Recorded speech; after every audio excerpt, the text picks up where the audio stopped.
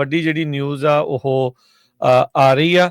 Trump administration ਨੇ top ਦਾ MS-13 ਦਾ gang member ਉਹ ਫੜ ਲਿਆ ਆ। ਜਿਹੜੇ ਅਟਰਨੀ ਜਨਰਲ ਪੈਮ ਬੌਂਡੀ ਉਹਨਾਂ ਨੇ ਆਪ ਜਿਹੜਾ ਇਸ ਦੇ ਬਾਰੇ ਜਿਹੜੀ ਉਹ ਜਾਣਕਾਰੀ ਦਿੱਤੀ। ਉਹਨਾਂ ਨੇ ਕਿਹਾ ਵੀ ਅਸੀਂ ਜਿਹੜਾ ਤੁਹਾਨੂੰ ਵਾਅਦਾ ਕੀਤਾ ਆ ਮੇਕ ਅਮਰੀਕਾ ਸੇਫ ਅਗੇਨ, ਉਸ ਦੇ ਵਿੱਚ ਕਹਿੰਦੇ ਵੀ ਬੜੀ ਅਸੀਂ ਪ੍ਰਾਊਡਲੀ ਤੁਹਾਨੂੰ ਅਨਾਊਂਸ ਕਰ ਰਹੇ ਹਾਂ ਵੀ ਸਾਡੇ ਲਾ ਐਨਫੋਰਸਮੈਂਟ ਆਫਸਰਸ ਨੇ ਤੜਕੇ ਇੱਕ ਆਪਰੇਸ਼ਨ ਕਰਦੇ ਹੋਏ ਸਫਲਤਾਪੂਰਵਕ MS-13 ਦਾ ਨੈਸ਼ਨਲ ਲੀਡਰ ਜਿਹੜਾ ਅਮਰੀਕਾ ਦੇ ਵਿੱਚ MS-13 ਦਾ ਜਿਹੜਾ ਮੇਨ ਲੀਡਰ ਸੀ ਉਸ ਨੂੰ ਜਿਹੜਾ ਉਹਨਾਂ ਨੇ ਚੱਕ ਲਿਆ ਆ, ਉਸ ਨੂੰ ਜਿਹੜਾ ਆਪਣੀ ਹਿਰਾਸਤ ਦੇ ਵਿੱਚ ਲੈ ਲਿਆ ਹੈਗਾ ਆ। ਸੋ ਦੇਖਿਆ ਜਾ ਰਿਹਾ ਵੀ ਉੱਥੇ ਨਾਰਥ ਵਰਜੀਨੀਆ ਦੇ ਵਿੱਚ ਕਹਿੰਦੇ ਵੀ ਇਹ ਮੇਜਰ ਆਪਰੇਸ਼ਨ ਕੀਤਾ ਗਿਆ।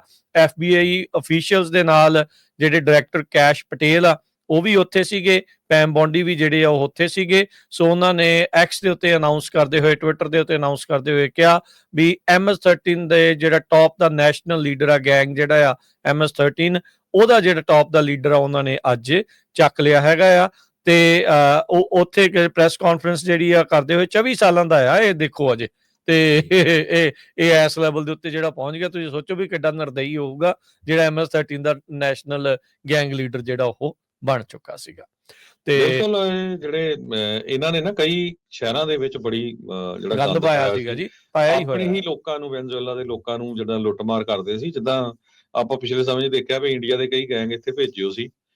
ਕੱਲ ਫੜਿਆ ਇੱਕ ਗੁਰਦੇਵ ਜਾਂ ਕੱਲ ਚੱਕਿਆ ਤੇ ਮੈਨੂੰ ਲੱਗਦਾ ਹੋਰ ਵੀ ਚੱਕੇ ਹੋਆ, ਪਰ ਖਬਰ ਨਹੀਂ ਆ ਰਹੀ ਹੈਗੀ ਚੱਕਿਆਂ ਦੀ। ਹਾਂ, ਲਾਈਕ ਅਨਅਫੀਸ਼ੀਅਲ ਤਾਂ ਨੰਬਰ ਬਹੁਤ ਵੱਡਾ ਜਿਹੜਾ ਉਹ ਦੱਸਿਆ ਤਾਂ ਬਹੁਤ ਲੋਕ ਕਹਿ ਰਹੇ ਵੀ 90 ਤੱਕ ਸ਼ਾਇਦ ਫੜ ਹੋ ਗਏ ਆ, ਪਰ ਹਜੇ ਕਿਸੇ ਪੇਪਰ ਦੇ ਵਿੱਚ ਜਾਂ ਆਈਸ ਵਾਲਿਆਂ ਨੇ ਨਹੀਂ ਹਜੇ ਖਬਰ ਜਿਹੜੀ ਜਾਰੀ ਕੀਤੀ ਹੈਗੀ ਪ੍ਰੈਸ ਰਿਲੀਜ਼, ਤੇ ਜਦੋਂ ਹੋਈ ਫਿਰ ਆਪਾਂ ਜ਼ਰੂਰ ਸਾਂਝੀ ਕਰਾਂਗੇ। ਜੀ ਜੀ।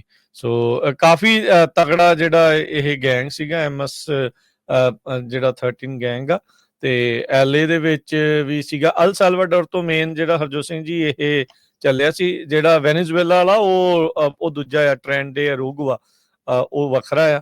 ਤੇ ਇਹ ਇੰਟਰਨੈਸ਼ਨਲ ਗੈਂਗ ਸੀਗਾ ਜਿਹੜਾ US ਤੇ ਅਲ ਸੈਲਵਾਡੋਰ ਦੇ ਵਿੱਚ ਜ਼ਿਆਦਾ ਚੱਲਦਾ ਸੀਗਾ। ਸੋ ਉਹਨਾਂ ਦਾ ਮੇਨ ਲੀਡਰ ਕਹਿੰਦੇ ਵੀ ਹੁਣ ਫੜ ਲਿਆ।